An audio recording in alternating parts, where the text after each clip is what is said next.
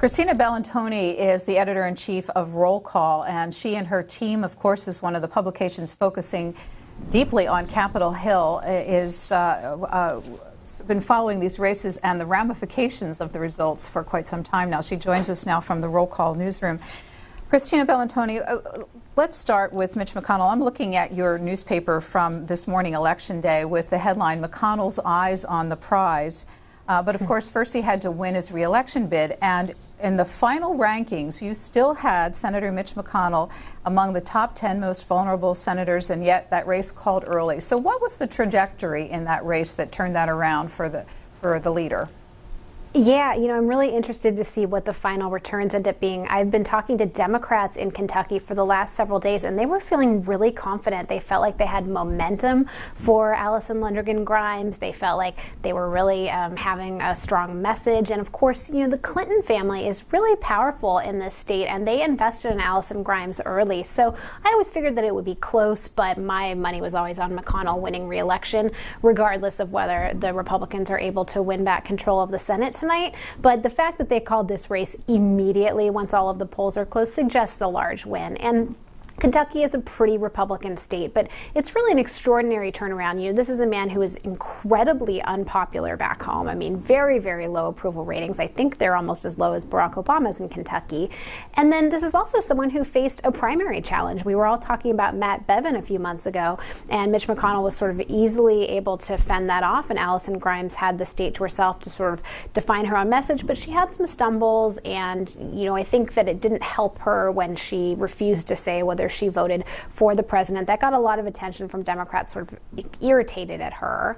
And then you throw all that in with the fact that Mitch McConnell's an able campaigner, knows his state very well. He's been serving it since 1984, and is someone that was really primed and now appears ready to take a new job if the Republicans are able to net those 6 Senate seats. And you mentioned West Virginia; they're already one on their way. This was an expected flip from Jay Rockefeller, the Democrat, retiring, to Shelley Moore Capito, adding to Republican women in the Senate, but it's still a big deal for them. So it's early in the night, but Republicans are feeling pretty good. Christina Bellantoni will be with us until the bottom of the hour, and we begin, as I mentioned, our interaction with you tonight.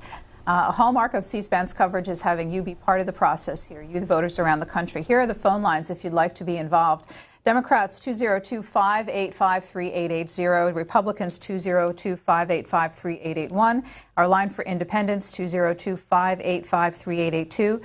Facebook, you find the C-SPAN site, and there's already a vibrant conversation going on there. And finally, our Twitter page. You can post a comment there. We'll mix all of that in as the night progresses. Well, you suggest also that the Senate control may not be known Wednesday. What are some of the areas that are really very contentious that might stand in the way of having an absolute set of results tonight?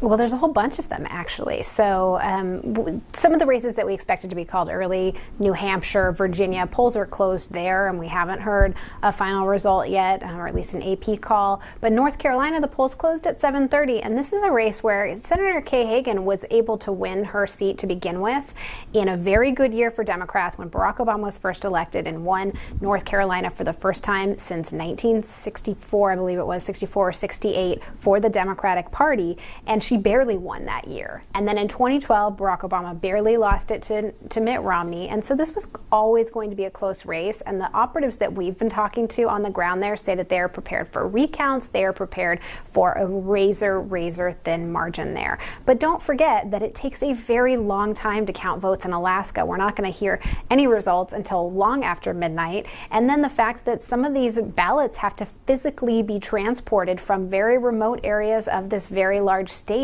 by plane, by, in some cases, sled dogs. So this is a state where we may not know the result for several days if it's close between Senator Mark Begich, a Democrat, and then Dan Sullivan, who is the candidate the Republicans really are excited about. That's not to mention the 2 states where you need to have a majority of the vote to win. And if you don't have a majority of the vote and there's more than 2 candidates on the ballot because they do these jungle primaries, or there's a third party candidate who's clearing a certain amount of the ballot, ballot, that goes to a runoff. So in Louisiana, we're talking about a December runoff. If Senator Mary Landrieu, a Democrat, is not able to cross that 50% threshold, we don't know what would happen there. And then in Georgia, if Michelle Nunn, this is an open seat that Republicans hold, Democrat Michelle Nunn is running strong, but if she is not able to clear that 50%, she's likely to head to a runoff with businessman David Perdue, and that's not until January 6th. So this is an absolute organizational nightmare. Let's just say control of the Senate hangs on this state and you don't know till January 6th, which is after all of the new members actually get sworn in. It's going to be a mess. And of course, it's a great story. It's fun for us to cover. And it was reported over the past couple of days that the parties have chartered jets waiting outside of Washington, D.C., and teams of people ready to go into states where there might be a contest of the results. Go ahead. Well, I was just going to say, think about Minnesota and how long it took for Senator Al Franken after recount and legal battle. I mean, it was months and months and months until we had him actually taking the oath of office as a senator. So, yeah, things can be tied up for a very long time. And then the question just falls to how close is it? Does that put pressure on independents in the Senate to caucus one way or another? That's not even, we haven't even mentioned Kansas, where it's possible Republican Senator Pat Roberts could lose, and an independent Greg Orman, who Joe Biden said either today or yesterday that he's confident Greg Orman would be with the Democrats. So there's just a lot of complicating factors here, which is one of the reasons why politics is so fun. We'll come back and talk more about the legislature, but Steve Scully has been looking at governor's races and has some results. And speaking of close, a very close race in Florida. Here are the latest numbers from the Associated Press. We should caution you as well as some of these early numbers coming from more rural areas, and a lot could change as the evening progresses. But in Florida, where it's statistically a dead heat between Charlie Crist, the Democrat, and Republican Rick Scott, who is seeking another term. Also in Georgia, keeping a close eye on the results in that race, because Jason Carter, the grandson of former President Jimmy Carter, right now behind against incumbent Governor Nathan Deal with 60% for Governor Deal. Again, the same situation in Georgia, where you must receive 50% of the vote. In Ohio, not much of a contest. Governor Kasich easily seeking re-election against Ed Fitzgerald from the Cleveland area. You can see the difference between the two. 61% for Governor Kasich. For Democrat Edward Fitzgerald, 36%. And in South Carolina, where Governor Nikki Haley easily winning re-election as well against her Democratic candidate Vincent Shaheen. And one other look at the Virginia Senate race. Every election night, there's always a surprise. This potentially has the surprise of the night, where right now Ed Gillespie at 52% of the vote compared to 46% for Senator Mark Warner. We should point out with these numbers, much of Northern Virginia yet to report. That could make a difference in the Virginia Senate race. And in Kentucky, we are keeping our eye on Mitch McConnell's headquarters. And as soon as he comes out, you'll hear what he has to say, not only about his own victory, but what he sees as prospects for Republican control of the Senate. We're going to begin with phone calls. Our first one up is Matt calling us from Harrisburg, Pennsylvania. Hi, Matt, you're on. An independent. Matt, are you there? Yeah, I'm here. Your comment, sir. I noticed that there was an issue arising with one of the races somewhere in the nation. I didn't catch which one, where voters are voting against somebody because that candidate refused to reveal whether or not she voted for Obama. Right. That's the Kentucky race that we talked about with Allison Lundergan Grimes. And in the debate, when she was pressed on it, she wouldn't say who she voted for. Yeah, well, if that's the reason they're not voting, they're actually voting against their own right to private voting. Thanks very much. Christina Bellantoni, that's the argument, in fact, that she made in her reply. Yeah, and this really gets at a lot of the fundamental tension between the Democratic Party and the Obama administration right now, and Democrats in Congress.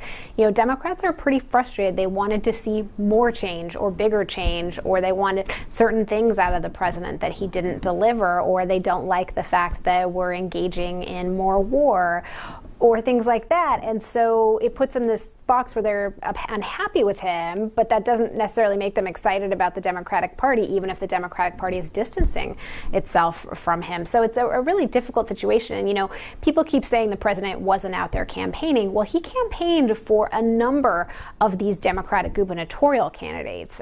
He pretty much went in person for all of the competitive races except for Charlie Crist in Florida. First Lady Michelle Obama went to Florida. The president president did some robocalls for a lot of these candidates. The only Senate candidate he actually campaigned for is Gary Peters in Michigan, who looks pretty likely to win the open Senate seat, retiring Senator Carl Levin there over Republican Terry Lynn Land. So, yeah, it's a really tough position for both the president to be in and these Democratic candidates. Yes, they all voted for the Affordable Care Act, but they've certainly said that they don't agree with all of his policies. Well, while we're talking about the president, if the Republicans are successful in recapturing the majority, what do the next 2 years look like for him in the Senate? So I'm an optimist. People ask this question all of the time, and I like to think that it is possible that Washington can break gridlock. I think that Republicans understand that the message voters are sending, regardless of how the actual numbers play out in the Senate at the end of all of these Senate contests, voters are saying they're tired of nothing happening. They're tired of the fighting. They would like to see something accomplished. So Republicans are already laying the groundwork for things where they can see compromise. Tax reform is probably the largest thing that you hear about, but there's no guarantees. And John Boehner has a very different and difficult caucus to deal with that is now growing bigger and possibly more difficult. And Mitch McConnell has his own issues. Ted Cruz is going to continue to push that caucus to the right if they are in power, and it will be a challenge. But the president also doesn't want to have his last 2 years be nothing on the board. So this is a sense where they're looking for areas that they can come together, and spending might be the most likely of those scenarios. I would not expect a big compromise on immigration reform. I know a lot of immigration advocates are disappointed to hear that, but that is not in the cards. Erwin is watching us in Worth, Georgia. We hear Senator McConnell's coming out soon. But Erwin, what's your comment or question?